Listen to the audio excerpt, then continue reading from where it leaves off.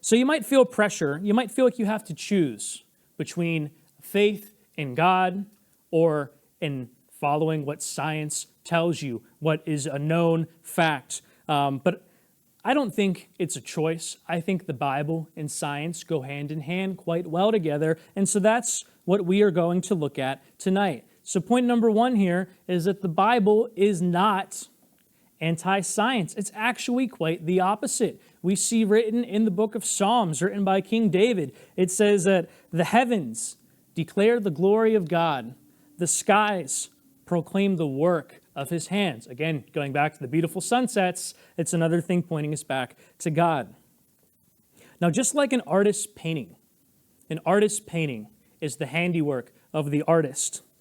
Heaven meaning space, heaven meaning the sky, the stars, all those beautiful things we look at when we look up at night, those are God's handiwork, pointing back to a creator God. And so in this verse, it challenges us. It says, hey, look toward what is seen. Look toward what is known. Don't look away from it. Don't feel like you need to shy away from what is observable, from what is known, from what is seen. Don't look away, but look toward. So we're going to look at some statements in the Bible, some statements the Bible has made that we know is actually scientifically accurate. So number one, Genesis 7:11, just making sure it's working here. It says, in the 600th year of Noah's life, on the 17th day of the second month, on that day, all the springs of the great deep burst forth, and the floodgates of heaven were opened. Now you might be wondering, what's the scientific statement here? Well, the statement would be that there are springs and underground water beneath the earth. And that might feel like common knowledge to us, but this is something that was heavily studied and written about between the 17th and 19th century. It's called, Jolene would like this, hydrogeology, a nice long name for studying water underneath the earth. Hydrogeology, but this is written in the very first book of the Bible, in Genesis, one example. Number two, we see in Leviticus 17:11, it says, "For the life of a creature is in the blood, and I have given it to you to make atonement for yourselves in the altar. It is the blood that makes atonement for one's life." Now this is talking about people from long ago. They had a whole system, a sacrificial system for forgiveness of sins. This was before Jesus died for us. It's also a foreshadowing of Jesus coming, how his blood on the cross spilled is the ultimate price paid for our sins. But what this statement is also making is the importance of blood, that it gives life to the creature. In the 1600s, a man named William Harvey discovered the function of the heart and blood circulation in the human body. That blood is indeed vital to the life of a being. And here, 1,500 years before Jesus was born, 2,000 years ago, the Bible's talking about the importance of lifeblood. Another one, number three, Job 26:7, it says, this is talking about God, "He spreads out the northern skies over empty space. He suspends the earth over nothing." Now what this is talking about, this is quite literally talking about earth just existing in space. Not the shape of the earth or anything like that, but just that the earth is in space, that it's not suspended on a cable, that it's not somehow tethered to the moon or anything like that, but just that the earth is in space. It is attached to nothing. It just hangs there. And I read online a guy who's been to space, rumbling upstairs.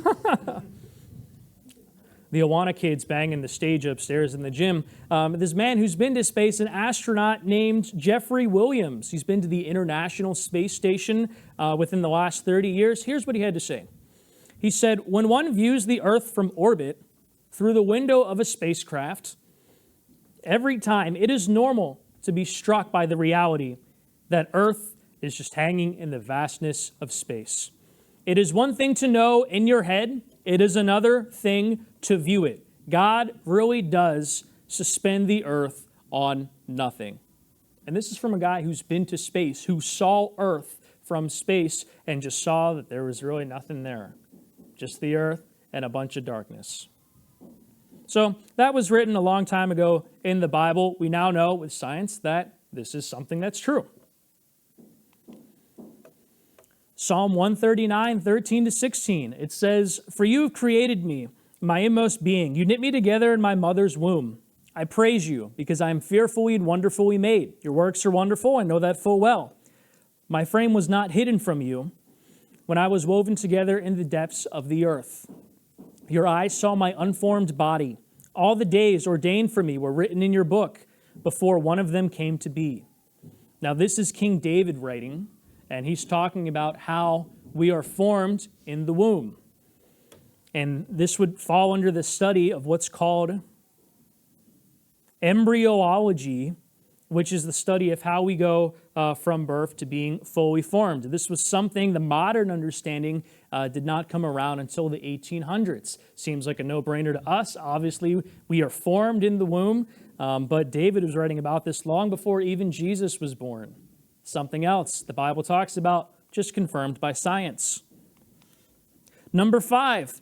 Now, to set the scene for this, this is during the night Jesus is arrested. The Last Supper had occurred. He goes out with the disciples to pray.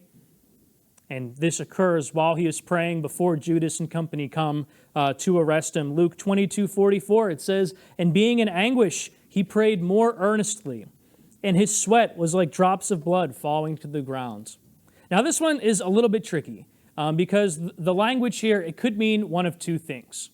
Number one, when Jesus was praying, high stress, high pressure, high emotion. He knows he's about to take on the sins of the world for our forgiveness. He knows he's about to be separated from the Father, and he's really feeling it. And so he is sweating profusely. He's praying on the ground. Sweat is pouring off of his face onto the ground in front of him. As blood would come out if you had a wound, blood would come pouring out. Option number 2, again, not the most clear, is that Jesus was actually sweating blood because of how stressed he was. And this is something that came around in the late 1800s, early 1900s, when this really started to be understood. There is a medical condition called hematidrosis, and that is a condition where if you're under high enough levels of physical or emotional stress, the blood vessels that feed your sweat glands, they actually burst, and you will sweat blood out through your body. This is a real thing. This was discovered within the last 130, 150 years, something that started to be stood in that last time period. So no matter how you look at it, whether he was sweating like blood or whether Jesus was sweating blood, we know that both can be true because of modern science. So next time you guys are in the gym and you want to bust your friend's chops, you can say, "I want to see you work out till you start to bleed sweat or sweat blood." They'll look at you like, "What are you talking about, dude?" All right, example number 6. In Ecclesiastes, it says, "All streams flow into the sea, yet the sea is never full. To the place where streams come from, there they return again." Anyone want to guess what this is talking about? Anyone? John? The Nile River specifically? Not the Nile River specifically. It's talking about the water cycle. This is talking about the water cycle. Everyone's familiar with the water cycle. Our modern understanding of it came in the 1600s. That's when scientists began to write about the modern theory of it, how it works. And here Solomon is writing, and he just explains the water cycle. A few more. Example number 7. This is after Jesus had died in John. It says, John 19:34, instead, they were going to break Jesus' legs so that he would hurry up and die on the cross. They could get him down, but they wanted to see if he was dead. So instead, one of the soldiers pierced Jesus' side with a spear, bringing a sudden flow of blood and water. And we now know, couldn't find a hard date, but we now know that after a being dies, the red blood cells, because they're a little bit heavier, they sink, and that plasma, this white, kind of clear-ish substance, if you put a hole in a dead body, that the red and the clear watery will come out separate in a body.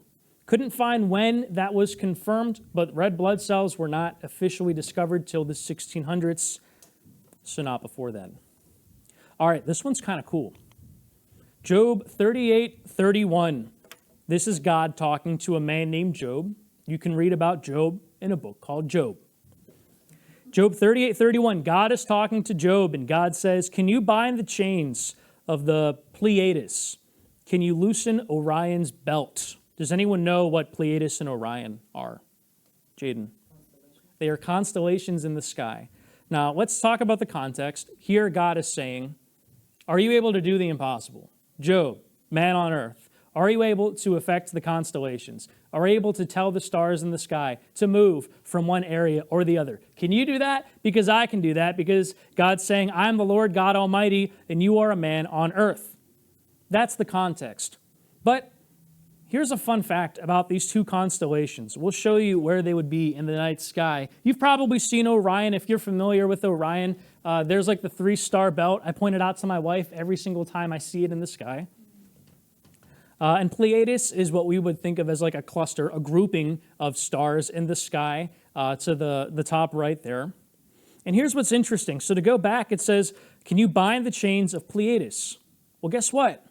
Astronomers, through study, have learned that the cluster of Pleiades stars, and there's like 5 or 6 or 7 up there, it's really like close to 1,000 stars, that they are all gravitationally bound to one another because of their mass, meaning that the stars aren't able to ever move farther apart than they are. They are stuck together. And God says to Job, can you bind their chains?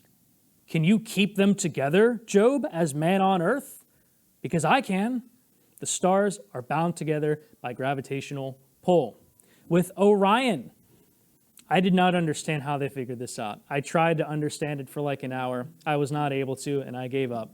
Apparently, through telescopes and models, and I don't know how many hours they spent trying to confirm this, astronomers have figured out that the 3 stars in Orion's belt, that they are slowly drifting apart. Now, that doesn't mean like in a year you're going to go out and the belt's going to be double the distance it was this year. It's going to take a long time for the stars to move from our vantage point. But God says to Job, can you loosen Orion's belt? And recently, within the last, I think, 100 years or so, astronomers were able to confirm Orion, the belt, the rest of the stars in the constellation, they're slowly moving apart. So is that coincidence? I don't know. I think that's just God kind of giving us a wink saying, I told you I could do this. But whatever you think about it, it is scientifically correct. All right, last example. I thought this one was the coolest of them all. I got chills the first time I learned about this. Zechariah 14:4. It says, on that day, this is talking about Jesus when he comes back the second time. On that day, his feet will stand on the Mount of Olives, east of Jerusalem. And on the Mount of Olives will be split too from east to west, forming a great valley. And half of the mountain will be moving north, half of the mountain will be moving south. So I thought this was interesting, and I was looking online about this verse, and apparently 60-ish years ago, a hotel chain wanted to build a hotel on the Mount of Olives.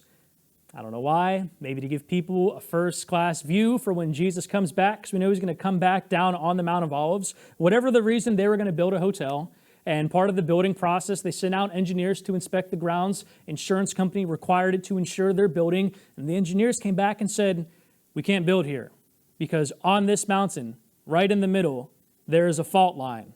Fault line, it's like a crack underneath the ground. Earthquakes more likely to happen where there's a fault line. And so the insurance company wouldn't let them build there.